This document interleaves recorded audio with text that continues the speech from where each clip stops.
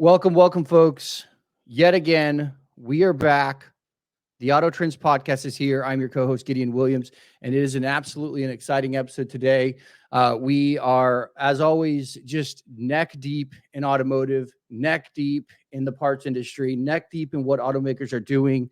But today we have a very special guest. And before we give a great intro, we really are looking to uncover and peel back the onion layer of what the young generation is doing, how they think about automotive, what's important to them. Is TikTok more important than the break room? Is M&Ms with peanuts in them more important than chocolate M&Ms?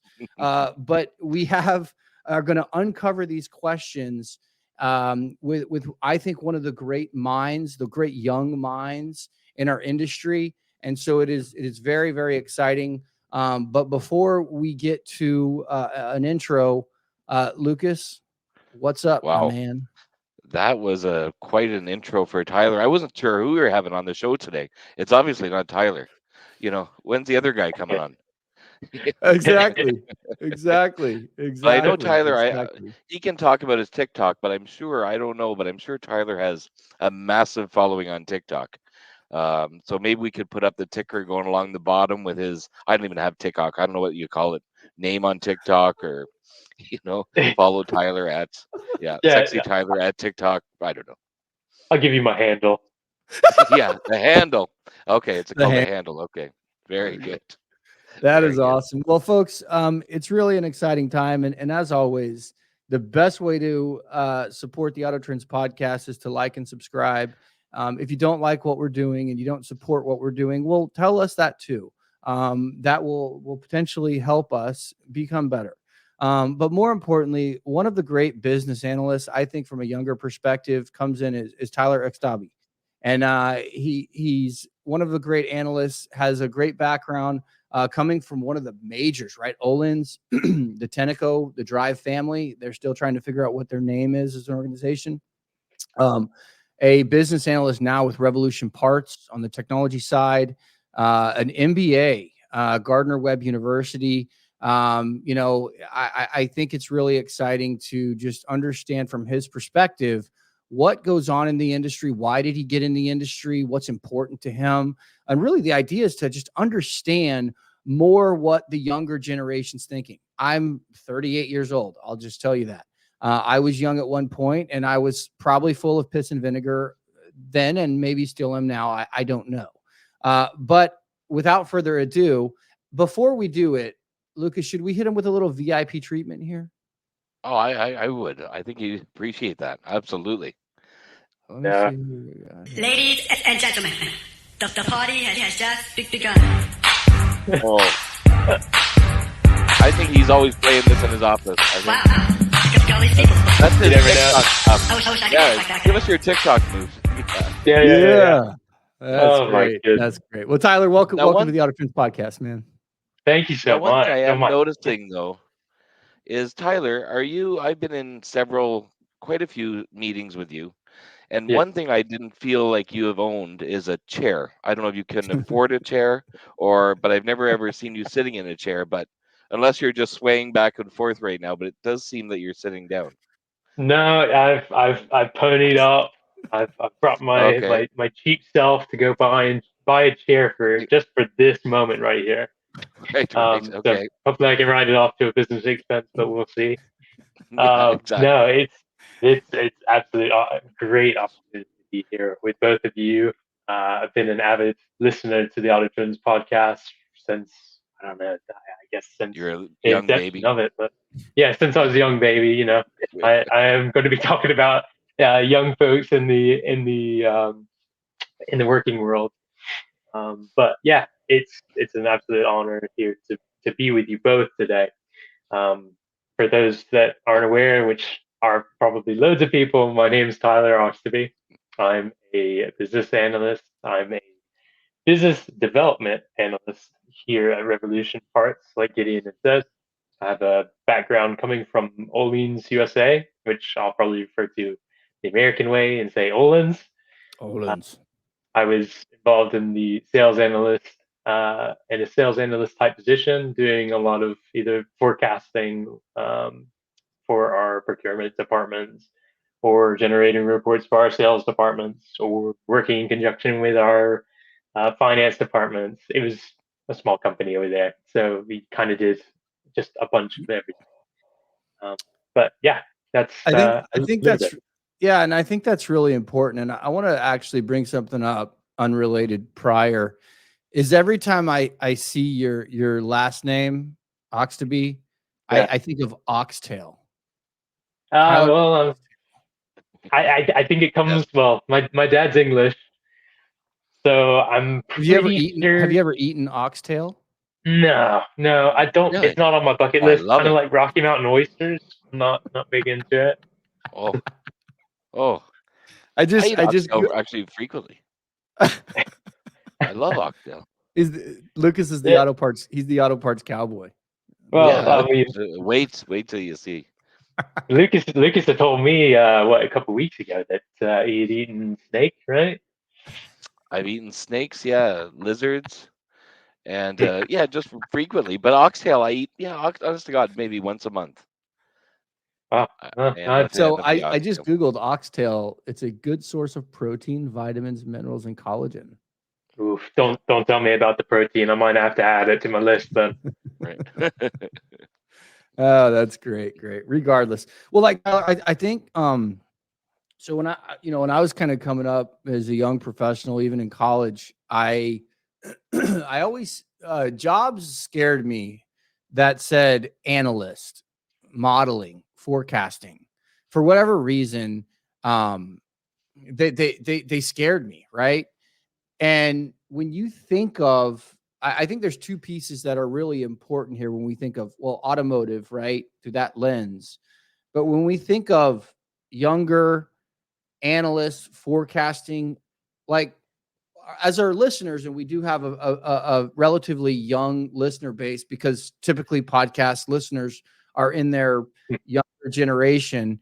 Um, Walk us through that piece of what you do, how you do, and how you think of an analyst to try to give a peek behind the curtain to other industry professionals that are either thinking of automotive or they're unsure and they maybe want to kind of follow your footsteps from that analyst type role. Yeah. Well, I would say that it takes a specific person, a specific set of characteristics. You have to love and enjoy numbers, and I think I've come to grow into that a bit.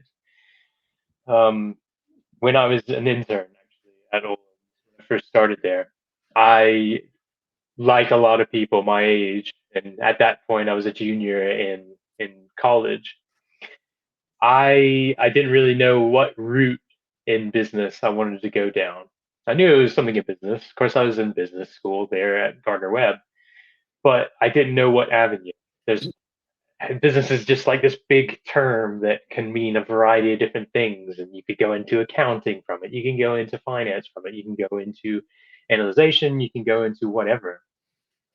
And so, actually, going into my internship, I found out how important numbers were in the context of a company. And I started to learn how difficult it was and how important of a role it was to take raw data or data coming out of a software that kind of manipulates and throws it into better terms for you. Taking that data, forming it around the needs of whatever manager is requesting it, whatever customer is requesting it, and then actually giving it to them in a context that they can actually understand and it means something to them so that they can then go and use that and also use some of my recommendations to help shape the company, whatever company, for the better, using data, using your tools, using your facts, having some recommendations based on it, and then acting upon those. It's it's something that really it inspires and it ignites a deep passion in me just to see what I can do to help shape a company long term, hopefully for the better. just a really deep passion. So I'd encourage anyone that's looking into, or is just starting their college career, high school career, and they don't know what they're wanting to do, just see what you really like, see what gives you a passion, see what, is really cool to see and to hear and to know about, and then follow that and see where that will lead you. See what opportunities can come out of it that allows you to live out your passion, and ultimately you can wind up in a really good place. What about the automotive? That's one thing I'm always intrigued by. I got into the automotive by a stroke of luck. I came out of my MBA.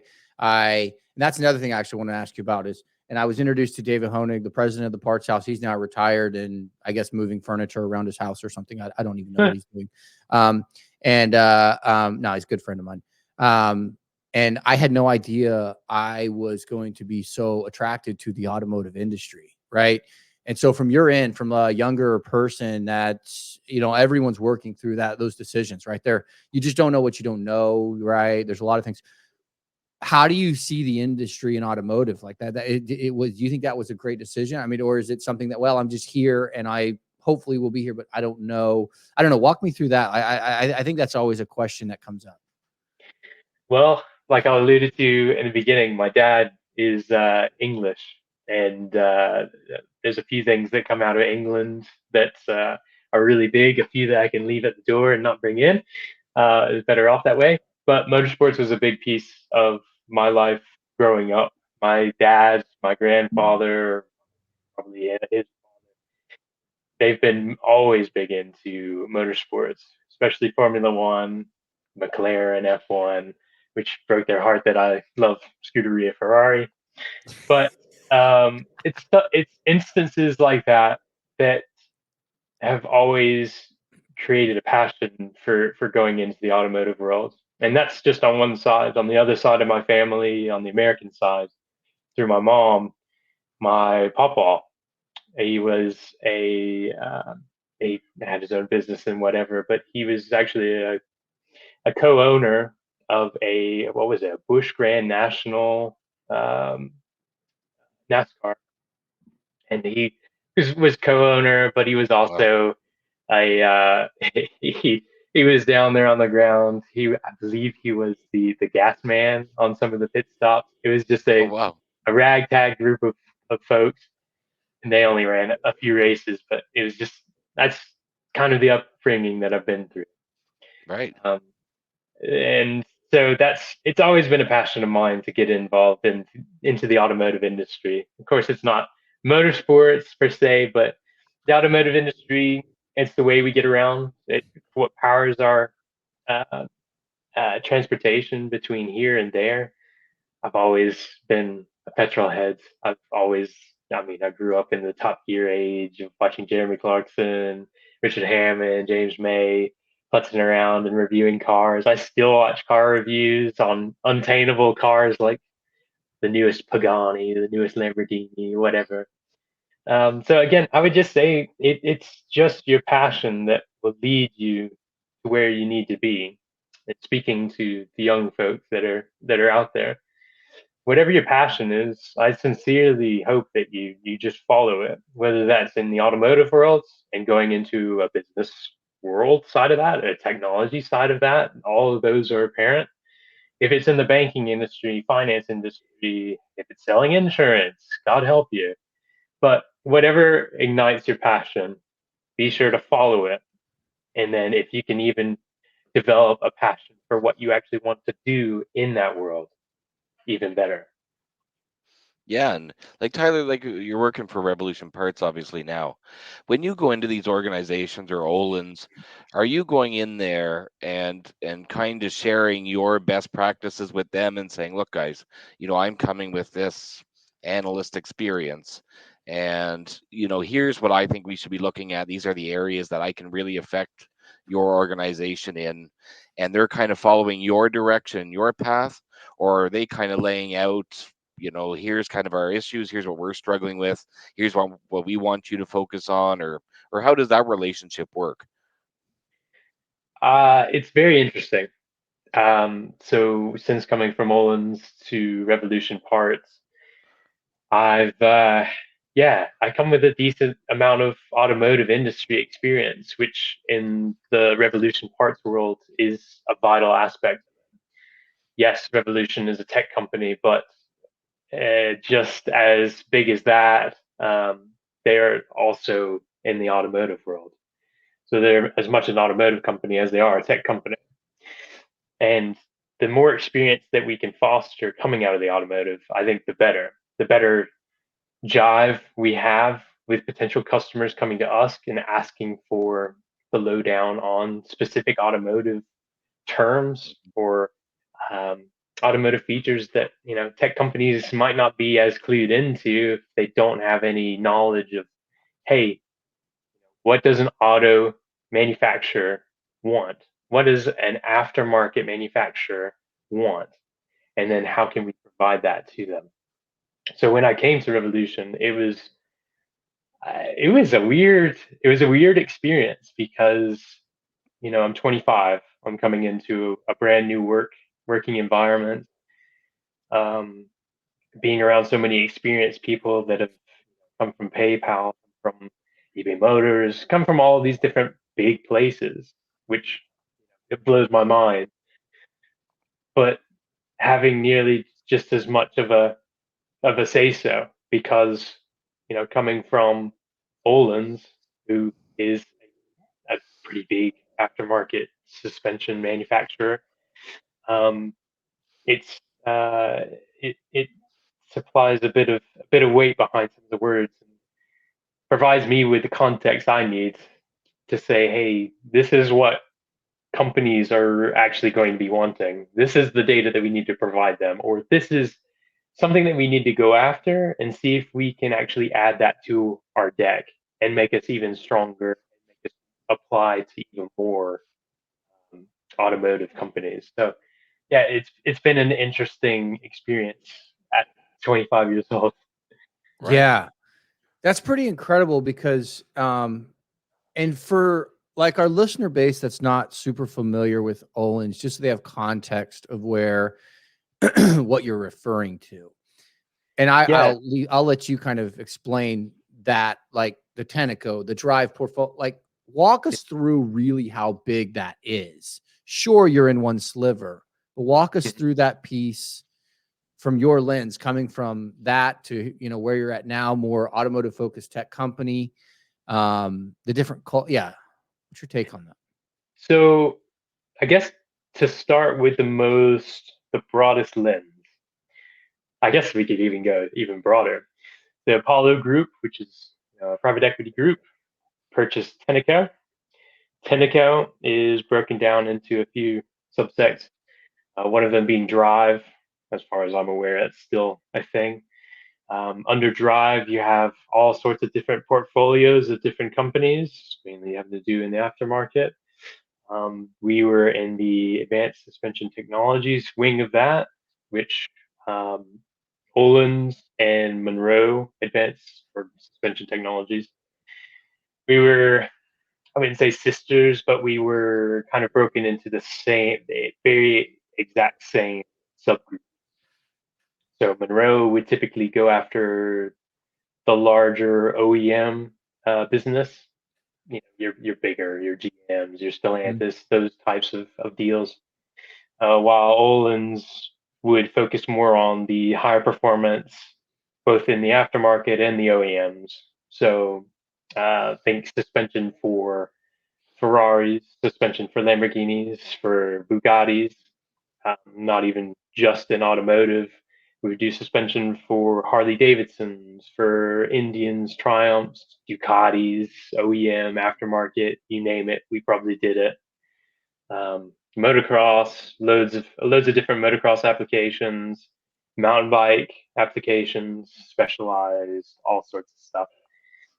So Ohlins is one of the biggest um, suspension manufacturers in the world, competing against the likes of your Foxes, your Bilsteins, your whatevers.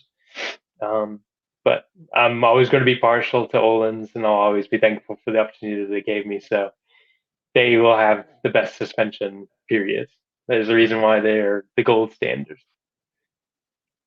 Fantastic.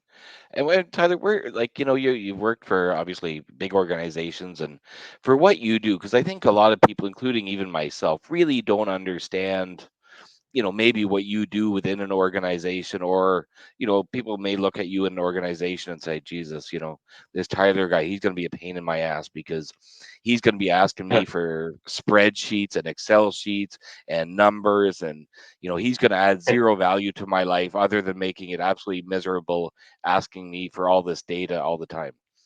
But so where have you seen that you've worked that you really provided, a lot of value, where an organization, they may not even know they need somebody like you.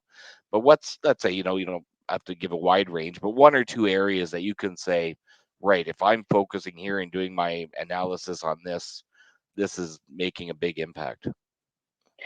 Well, I can give you a few examples, but probably one of the biggest pieces where I realized what I could do has to do at Ohlins when I realized that we had a deficiency when it came to forecasting. Uh, One of the biggest things that we realized, and that I think a lot of businesses realized over the pandemic, was that their supply chain, it needed to be buttoned down and their forecasting needed to be shored up. So, and that was the case, of course, throughout the whole industry. But at Ohlins, we were different. We were better off than most, from what I've heard. But we realized that we had a deficiency when it came to forecasting and how we went about it.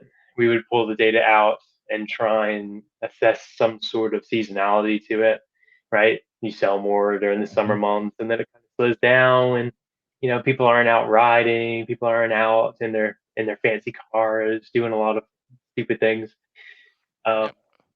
so trying to base some seasonality behind it, but there's only so much that can take you when you don't update it almost frequently. Mm. um, Counteracting and seeing like a drying in demand, the softening of the market, stuff like that. You almost have to do it frequently just to pick up on those nodes. And of course, we weathered the storm throughout COVID, but then coming out of that, we realized that there was a need. We needed to find some sort of solution, whether it was our own or whether it was another software.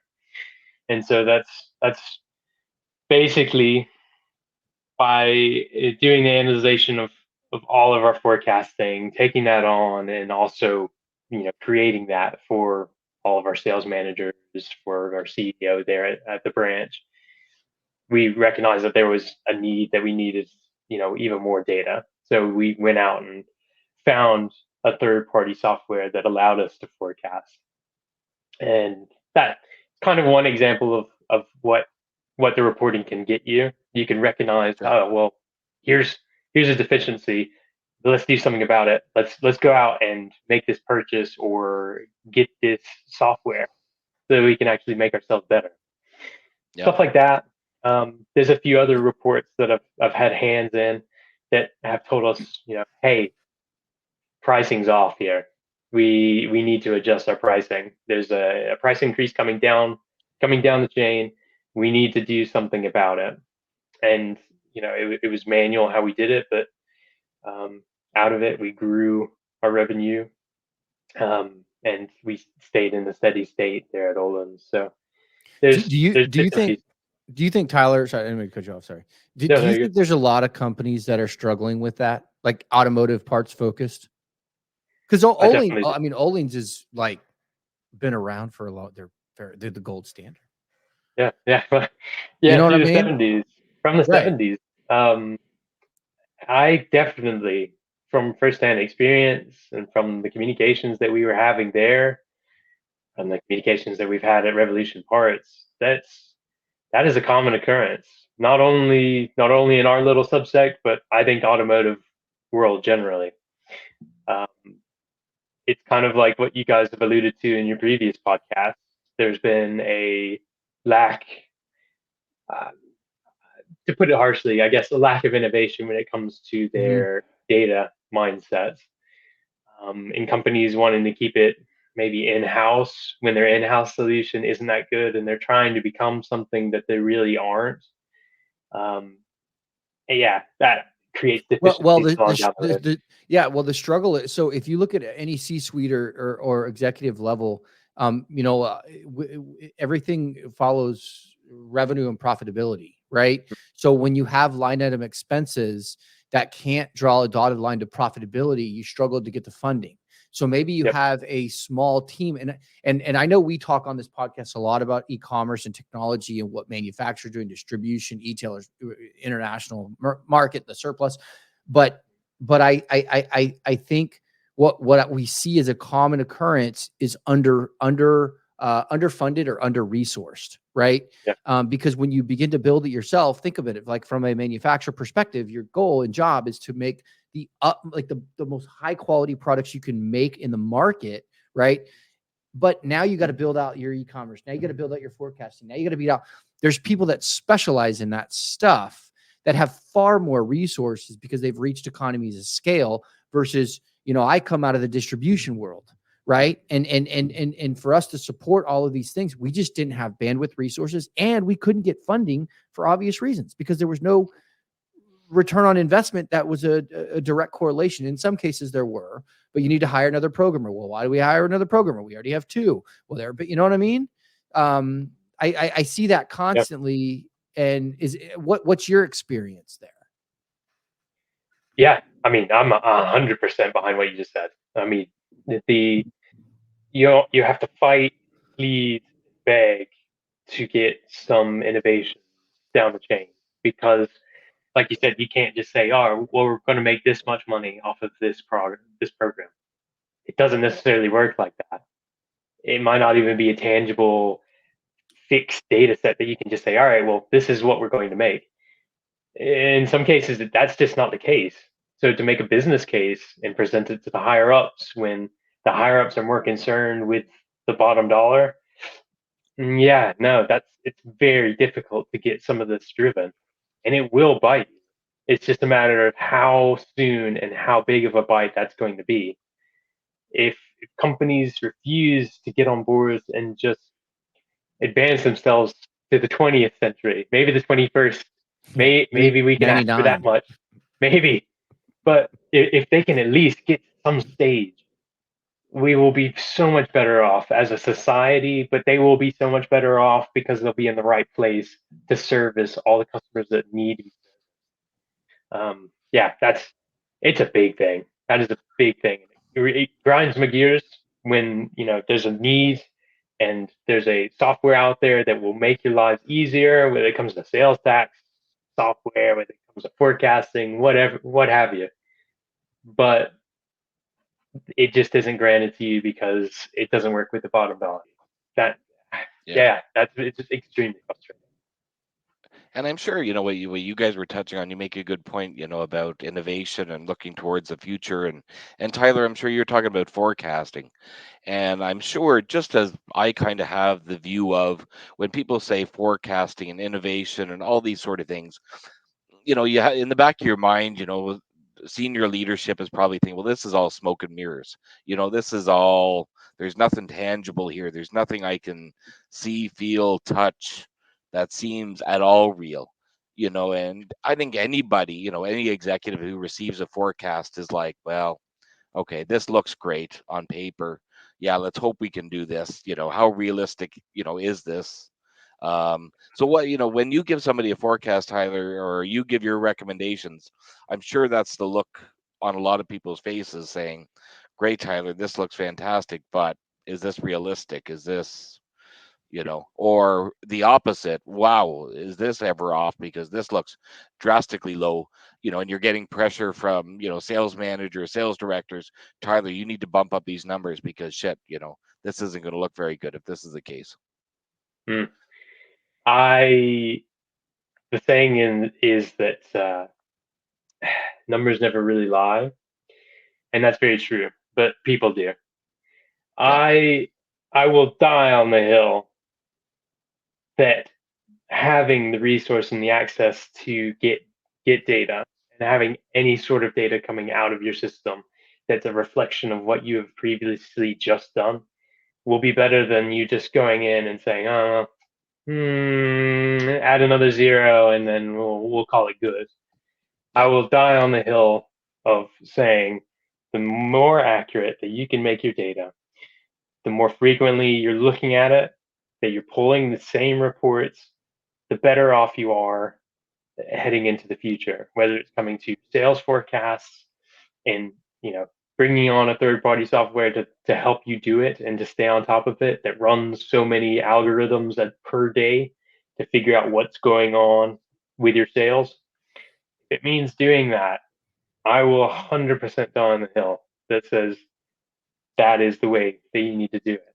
More data is always going to be better than just winging it. Well, it's like, I think. Go ahead, Lucas. Well, yeah, sorry, Gideon. I was just going to say, Tyler, we talked, briefly last week. We were in a meeting and had a side conversation. And I said to you, there's got to be a fine line between, okay, you want, to gather all this data, but at the same time, organizations can't bog down, let's say, their sales staff or their business development staff or their marketing staff in terms of inputting all these things into 10 different systems and just bogging down their workload with admin activities, with reports, because then they're actually not selling. They're not doing the job that they were actually hired to do. But meanwhile, they're getting bogged down in meetings and data analysis and data inputting and so I'm sure there's a fine line there. Yeah. And that again, it points to a lack of interest, maybe a lack of funding or resources in the industry, or at least in the industry through my eyes, is that we don't have enough out and out reporters, out and out analysts. That we have specific groups that kind of translate over to all different types of businesses, your sales, your business development, all that, your finance. Of course, every business needs to have a finance department. Of course, every business needs to have, in some cases, in engineering, whether that's mechanical or whether that's on the back end of a website. But the same can't be said with analysts. It's always gotten beside me. It seems like some companies are willing just to pull from the marketing departments. Oh, well, your job is also to create reports based on this, and this. And then you pull one or two people from the sales departments and say, all right, you're going to be sales analysts, and this is what your job's going to be. You need to pull reports based on this, and it needs to be every day. There aren't that many reporting departments or that many reporting networks, I guess, throughout companies that allow there to just be someone that's looking into the data at all times of the day. Rather, you're just pulling your existing resources another way, probably another 2 or 3 ways, which detracts from their actual work. And I mean, sales guys need to be focused on selling. Your finance needs to be focused on the books, make sure the numbers are. None of them have enough time to do month end anyways, month close anyways. They can all agree if they're listening. But the more that you can have specialized people doing specialized things, the better you can be and the more efficient you can be as a company, in my opinion. Well, and that brings like you said earlier, more frequently of pulling reports that actually lead to optimal outcomes. It snaps my mind back to Steve Jobs. I know he's right. We all know who he is. We have an Apple phone in my pocket. And he said, you can always connect the dots looking backwards, but you can never connect the dots looking forward. I've always thought a really good analyst connects the dots very quickly and allows you to avoid those massive bumps because of what they're doing. They're connecting it very I also go back to, how did Granddad buy stocks, right? Well, he opened up the newspaper and he got yesterday's news. How do we buy today in real time? So the closer we can get to like a real time, or even as quick as possible, it allows us to make very smart decisions as a business. And to your point, there's a massive lack of analysts in the industry as a whole. And I'm speaking to automotive only. I don't know if it's because we're just behind. Maybe it's a little bit of old, like the good old boy system. Technology's evolved it.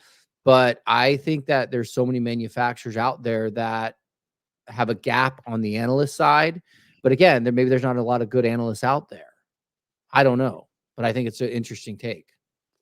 Well, it's difficult. I don't know if it's a lack of interest from analysts to come into the automotive world, a lack of opportunities in the automotive world, or if it's a mix of the two. Honestly, I'm thinking it's more of a mix of the two. Um, when you think of analysts being out in the workforce, you think of banking. Banking is That's all of it. them, That or it's something else other than yeah, your wrenches, your tires, your suspension, that sort of stuff. No one ever really thinks of all the people, in the white collar jobs that go in and actually make that business run, make that business operate. And not to throw any shade or any less importance to the blue collar. The blue collar makes all the equipment, they service all the tools and everything. But more attention needs to be behind the white collars and what they're actually doing, and if businesses are willing to go out and spend some money, get some good resources, bring them up to the 21st century where we have a need for reporting analysts. But there's going to be a lot of opportunities, and I agree. it's a fun market to be in, because everyone has a car, everyone needs to have a car. um, it's how you transport yourself from one place to the other. It's constantly changing, it's constantly innovating. I just wish that the same could be said for the back end websites and the actual way we do business.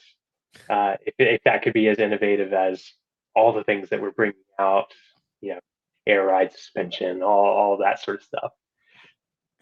Yeah. Well, Yep. you touched on one thing earlier, and I actually want to pull it out. Did either of you guys see the article on Rock Auto? Yeah. They got smacked with a big tax bill. Yeah, they got hammered. Ooh, Did y'all see that? Yep. 8 million. ooh. Yeah, like they got smacked with 8 million in a tax bill because they said so. Like Rock, their model is like to go into through fulfill through distributors, right? They put them up against each other on price, et cetera, et cetera. Well, anyways, they weren't paying taxes in Arizona, and it went to the, I believe, U.S. Supreme Court. And it just sparked one interest because you brought it up when you look at manufacturers and taxes, like a tax nexus. And I know, Tyler, in the past, we've talked about it. And we've talked about some struggles with manufacturers in that piece. I'd love for you, what's your take on that? Is that an important piece for manufacturers, or how I don't know. Yeah, the sales tax specifically, that was a big hurdle for us at Ohlins to go and counteract because of that bill. I believe it was Wayfair versus one of the Yeah. Dakotas. South Dakota Yeah, versus that Wayfair. was such a big deal for us because we had to drop everything and make sure that we were good on the sales tax side. We had achieved nexus in so many different states, which I believe can change per state. But I believe the threshold is around $100,000 worth of sales per state, and the headache that it was to try and find an appropriate person to go to, an appropriate software to use, and then the communication to all of our resellers in those areas to submit their resale certificates in. I can share so many funny instances at Ohlins of it was myself, the CFO, and I think even the HR manager. We were all just cramming in all of these different customers, resellers, all their certificates into this one platform. It's just an absolute nightmare. And again, if if a company is not straight on what they need to be doing on their sales tax side, it will bite them. And if they need to partner with a third party software, I hate to say it, that's vital. Is with Revolution Part, are you guys supporting the tax side there? Yes. Or Yes. So I believe we have a partnership with Avalara, which is one of the biggest firms that is out there to do sales tax. So I fully recommend them, and it again makes us more of a one-stop shop that people can come to. Mhm. It was one of the companies that we actually deeply considered at Ohlins, so that's if that's anything to say. Yeah, that's awesome. Fantastic. Anything else, Excellent. Lucas? I know we're coming up on time here, Yeah, it's but coming up on time, but no, I always enjoy hearing from Tyler and his analysis. So thank you very much, Tyler, for coming on. And it was actually, in all fairness, Tyler did come on very last minute today. We did have a no-show on the podcast today, and Tyler was one of our upcoming guests, and we had bumped him sooner. We kind of called him and said, Tyler, would you be available? And he happily agreed. So thank you very much for that. Of course, yeah, no, it's an absolute honor to be on with both of you, and just I really love what you guys are doing here with being the voice of the automotive world. There aren't many voices out there, and sometimes they just get scurried up into the mess that is LinkedIn. But to actually have a podcast where you guys are speaking directly to issues that we're facing in the automotive world, even though I'm in the tech side of the automotive world, everything still applies. And it goes even deeper than the automotive world itself. It goes into the economy, and not only our economy, but the world economy. So you guys are doing Absolutely. a very important job. well, And awesome, Tyler. great job. Go ahead, Lucas. No, I was just going to say, and Tyler, one last thing before you go, if you want to give a shout out, or if you want to drop your Twitter handle or anything like that, feel free. We'll give you a little bit of free promo. Yeah, how do people reach out to you? And I mean, it's going to go wild after this, Tyler. I'm telling you, the phone's going to start ringing. It's going to start beeping. So Your wife's going to be Lord. watching you at every minute of the day. yeah, Oh, don't tell Lord. your wife about this. I hope not. If anyone wants to reach out, they can feel free to do on LinkedIn. But as far as shout outs, just to my family and to my lovely wife. Yeah. Oh my God. Keep her happy. Keep her happy. Wow. man. Well, folks, I will say this. It is absolutely an honor to have Tyler Oxtoby. Oh man, I hope that nickname doesn't stick. It is an absolute honor to have you on. I think the value that you bring to not only our organization, to I'm sure Revolution Parts, Ohlins, and the career that you have ahead of you, many, many years. I would also say if you're a young analyst, if you're a young person in the automotive and you're looking at somebody who that can help navigate and guide, feel free, reach out to Tyler. He's one of the best in the up and coming young talents of the industry. And it's really excited to have you on. But, as always, folks, please like and subscribe the Auto Trends podcast. It's the best way to support what we do. We are absolutely honored to bring every level of content, whether it's a scary problem or a great solution, or let's just talk about an issue. As always, folks, we are the voice of the industry. This is the Auto Trends podcast.